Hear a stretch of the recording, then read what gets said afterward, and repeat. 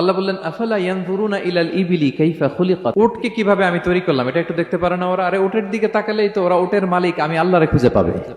উটের কথা আল্লাহ কেন বললেন? উট হচ্ছে এমন আজীব একটা প্রাণী যেটা প্রাণী বিজ্ঞানীদেরকে হয়রান করে দিয়েছে।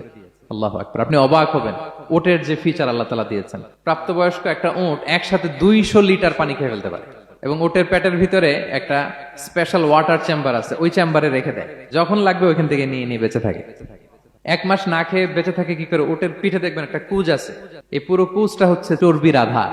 ওটের যখন খাবার থাকে না মরুভূমিতে, মাসের পর মাস যখন চলে, ওই চর্বি থেকে এনার্জি নিয়ে সে মরুভূমিতে চলে, সে না খেয়েও বাঁচতে পারে। আমাদের চোখের মধ্যে যেমনি একটা পাপড়ি, এরকম এক পাপড়ি দিয়ে উটকে আল্লাহ বানায় নাই, ডবল লেয়ারের পাপড়ি দিয়েছে। কারণ মরুভূমির মধ্যে চলতে পথে লু হাওয়া থাকবে, মরুভূমির সাইমুম বালুর ঝড়, এই ঝড় মোকাবেলার জন্য, লু হাওয়া মোকাবেলার জন্য ডবল লেয়ারের চোখের পর্দা। একটা পর্দা ফেলে রাখে আর একটা খুলে সে হাঁটতে থাকে, তার কিছুই হয় না। সুবহানাল্লাহ।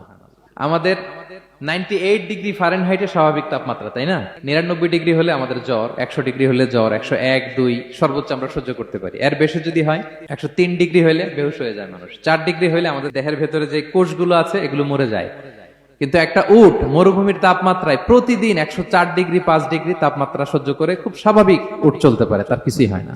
এবং মরুভূমির মধ্যে যে ক্যাকটাস আছে, গুলমলতা, বড় বড় কাঁটা জাতীয় গাছ, যেই কাঁটা পৃথিবীর কোনো প্রাণী খেতে পারবে না, কিন্তু একটা উট অনায়াসে খেয়ে ফেলতে পারে।